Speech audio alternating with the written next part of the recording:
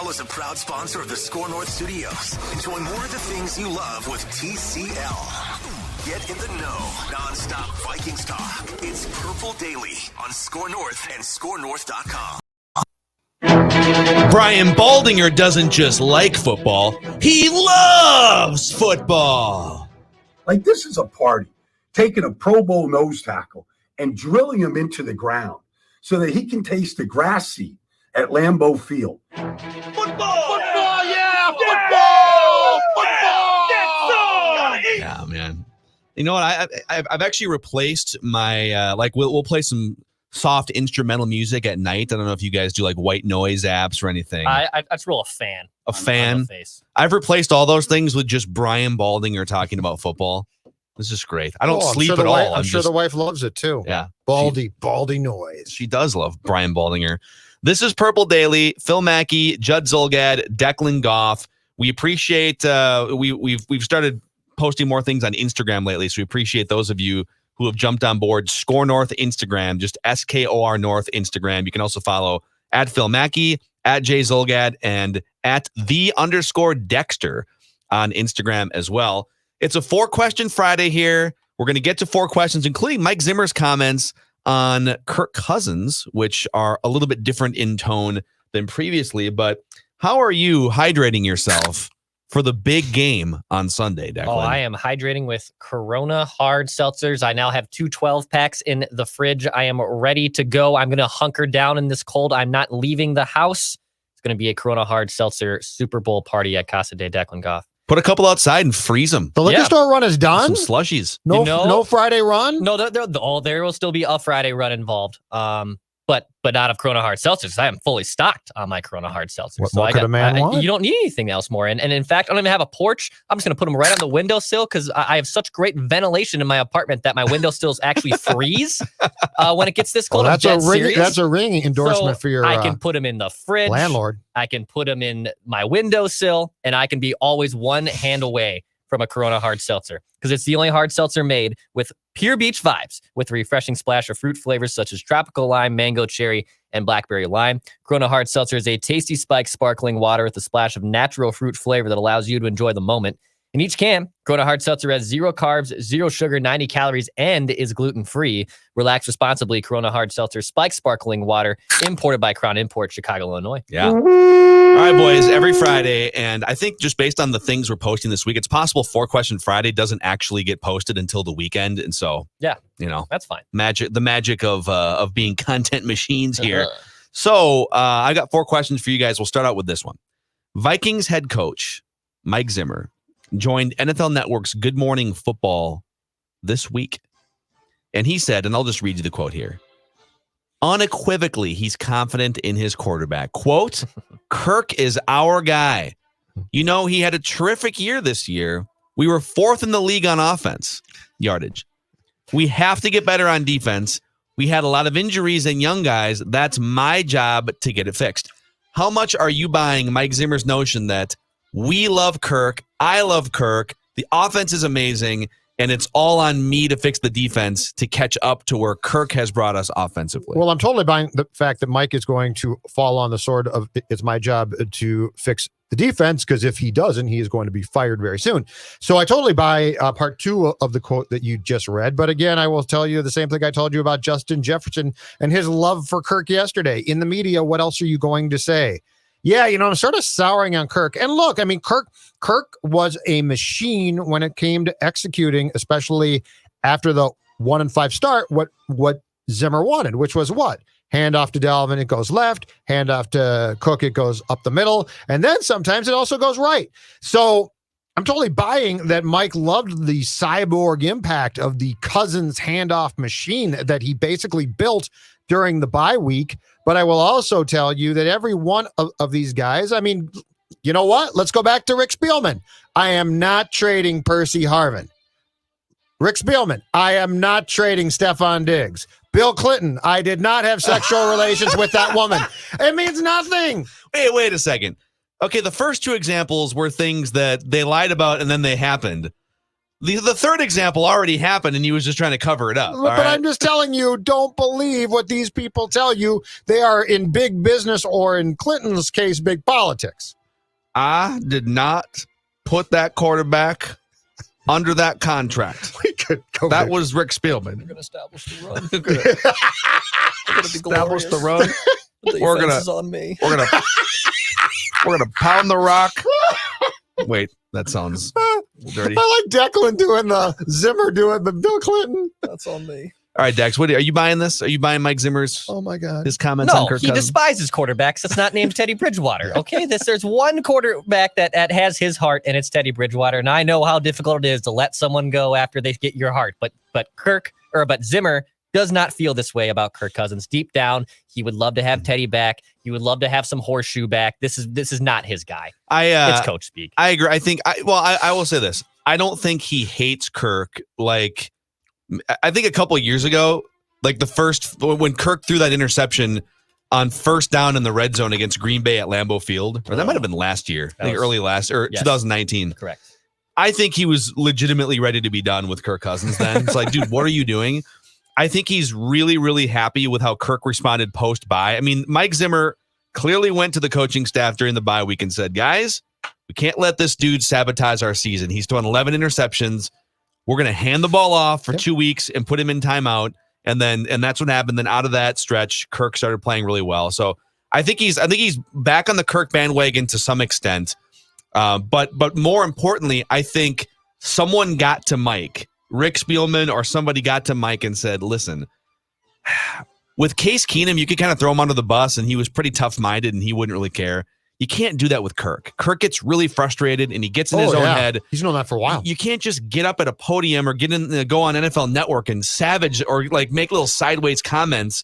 You got to support Kirk Cousins as long as he's the quarterback. Yep. And I agree with that, by the way. Like if he's your guy, he's your guy, and you should support him and you should try and do everything you can to flank him with weapons and an offensive line and positive mental support. And if you say, you know what, guys, I'm going to be completely truthful, I really don't like Kirk, you basically then take a step towards sabotaging Kirk's value.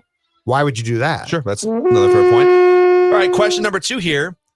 This is courtesy of Judd from earlier in the week in our Vikings talker bin.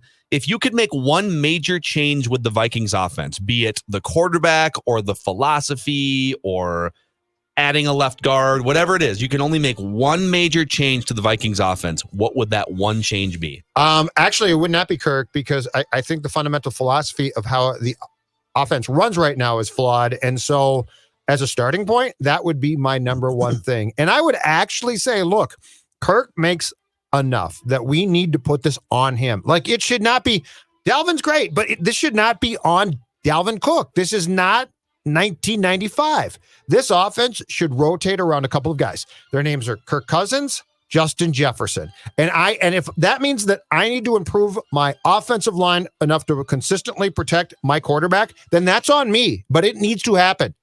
But as long as you are going to go with, we are going to run the football and establish the run, and we are going to eat clock, and we are going to have explosive plays, but I hope a lot of them are big runs by Dalvin. And on 2nd and 18, our philosophy is going to be the same as it is on 2nd and 2. Think about what I just said. That's backwards. That's so ultimately, if you put it all on Kirk's plate, might you come to a day to say, this ain't working with Kirk?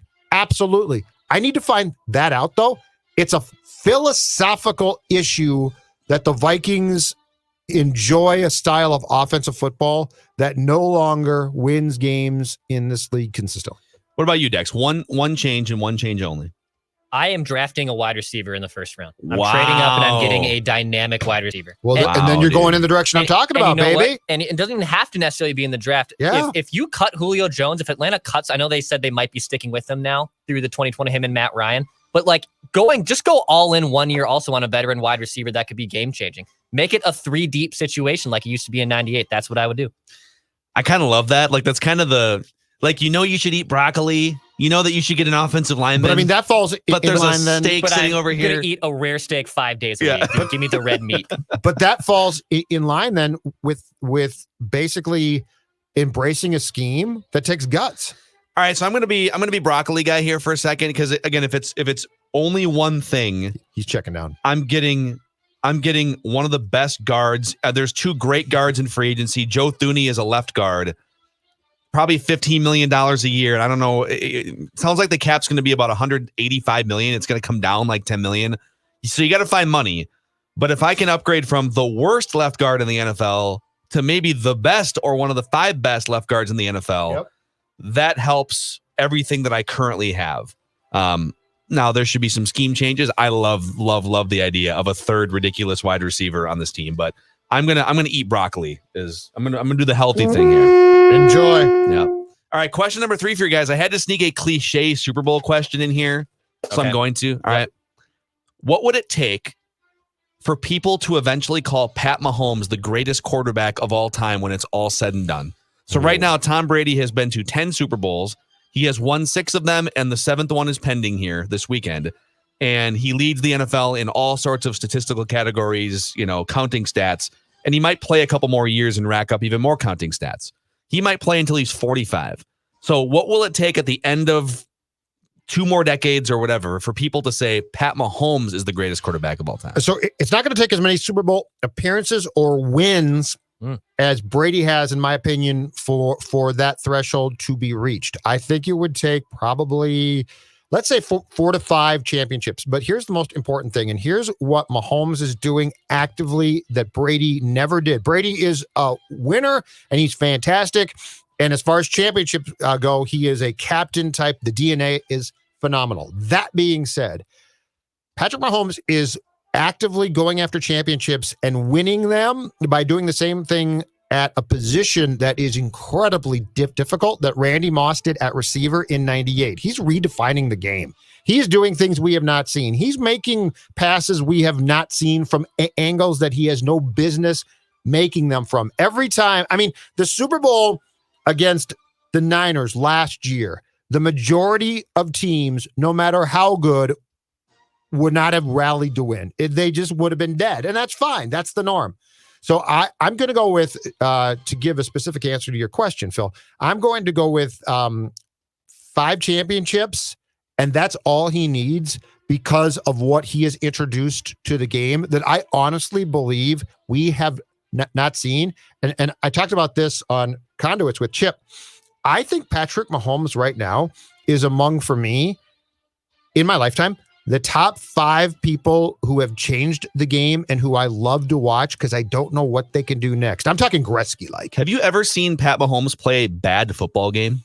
I've seen him make bad plays. I've never seen him play a bad football game. He always makes up for it at the end, right? I know. He's only lost like 10 games or something. Yeah. It's ridiculous. Yeah, like nine games. Yes. 7 or whatever it is. Yep. Dex, what about you? What would it take for people to say, all right, he's the GOAT? I think if he goes 3-peat. So if he wins tomorrow or wins on Sunday, wins the Super Bowl on Sunday, that's 2 in a row. And then he goes 3. I mean, has anyone gone 3 in a row? I don't think we've had any, because the Steelers won 4 in a decade, but it wasn't a 3-peat. So the Cowboys won 2 in a row. Yep. Patriots won 3 of 4. Yep. Yeah. I would say it's a 3-peat for Patrick Mahomes. If they can do it 3 times in a row, running it back with basically patchwork offensive line and defense, and Mahomes literally carrying them, I think it's a 3-peat. Boy, I love that one. I think it's kind of a Jordan thing where if he can rack up like 5 championships without ever losing in a Super Bowl, and people can say, look, he's undefeated in the Super Bowl. Tom Brady lost 3 Super Bowls. But I think he also has to play at a high level and rack up counting stats until he's 40. Okay. So it's got to be longevity and peak greatness combined. And question number 4 here on this 4-question Friday. Our friend Eric Eager on Twitter last night from Pro Football Focus shared a random NFL playoff game from YouTube that I watched like 20 minutes of. It was a 1991 AFC playoff game between the Steve DeBerg Chiefs and the Todd Marinovich Raiders. Oh, what old school playoff game are you now likely to go watch this weekend on YouTube? Oh, boy, I would probably go watch, I'm going to go to the late 80s, and I am going to go with the drive between the Broncos and the Browns in Cleveland. Football. At the old Municipal Stadium. It's got everything. Big shoulder pads. It's got mud, right? Mud. Ugly field. fumble, key play, key drive. Yeah, I'm going to go with that. You can't, by the way, you cannot go wrong. 80s into the early 90s, NFL's the greatest. Love watching those old YouTube highlights. You got clips. the Niners and you got early Elway and Washington. But the equipment just makes my day. Neck rolls. The old Brian Cox brace, neck brace. He had like a board that came out of his straight up. It was like a stretcher. Pretty much. Like he could have just fallen down and been like, hey, carry me off. Just pick him up and What about you, Dex? It's two. It's a tie. It would be either my first football, like one of my first football memories is in the 2000 Vikings season. And I remember vividly watching the Vikings Saints game. 2000s. You're such a kid. The divisional round game. I mean, that's like just my earliest football memory. So I would love to just go watch that and see if anything I remember from that game. And then the other one would be 4th and 26, Eagles and Packers in the divisional. Like that was 03. I was there. For Freddie I Mitchell. was there. Freddie Mitchell, the People's Champ. Lincoln Financial Field. So I would definitely, those would be the two I would go back and rewatch. Pretty good. One of the worst blown coverages I've ever seen, and I've covered the Vikings. Yeah, they were like playing 30 yards off the line of scrimmage. It was very odd. It was like they Nick lost Barnett track. was pinched too far up, and I believe Baoju, who was the nickel corner, was too far back, and there was a perfect seam for McNabb to find FedEx. All right, I would actually, I would go. I'm going to go Vikings on this one. I haven't seen this game since I remember watching it live, the 1997 season. And so this would have been the January 1998. The Vikings completed at the Meadowlands. Oh, the miracle. Yeah. They came back down double digits with an onside kick inside like 2.5 minutes. Yep. They needed a touchdown, an onside kick, and a field goal to win. And they got all of those things. And then they advanced. I think they got smoked by the Cowboys in the next round of the playoffs. But it kept Denny Green's job intact, I think. And then they drafted Randy Moss, and then the rest became history, flawed history. Yep. But I'd like to go back and watch that game this weekend, at least the end, just to see if it's like onside kicks when they mattered. Man, that was fun. Just high speed collisions and concussions all over the place. And you could get a bounce on that. Was the Meadowlands AstroTurf. Yes. Like if the old Metrodome and Meadowlands AstroTurf, like you could get a legit bounce on those. So that's 4-Question Friday, by the way, presented in part by Federated Mutual Insurance Company. Federated has been protecting business owners in the state of Minnesota for over 100 years, based in Owatonna. They recently launched MyShield, the online client destination for risk management resources. Just think about how helpful it would be as a business owner for you to have employee training at your fingertips, industry resources that can help your business reach another level of success. Go to federatedinsurance.com to find out more information about how MyShield can help protect you. That's federatedinsurance.com, where it's our business to protect yours. Boys, super pumped for this Super Bowl. Gonna hunker down. It's gonna be like minus 15 degrees here. Just gonna buy like 4 orders of wings and drink some Corona hard seltzers. It's gonna be an amazing Sunday. Just thought you buy more wings than that. I'm talking like the big platters. Okay, all right. Yeah, might be a work from at home the grocery Monday. store. Might be a food coma and liver was gonna coma. say, I know. If Monday needs to be a national holiday, Yeah, I let's agree. just be frank for a second. To say Phil's not going to make it to the studio on Monday, or if he does, he won't be in the studio. Just gonna roll out of bed and turn my home broadcast kit on. All right, that's a wrap on this episode of Purple Daily. Please click the subscribe button on our YouTube page and give us a 5-star rating and a positive review on Apple. It helps spread the word, and we'll see you next time.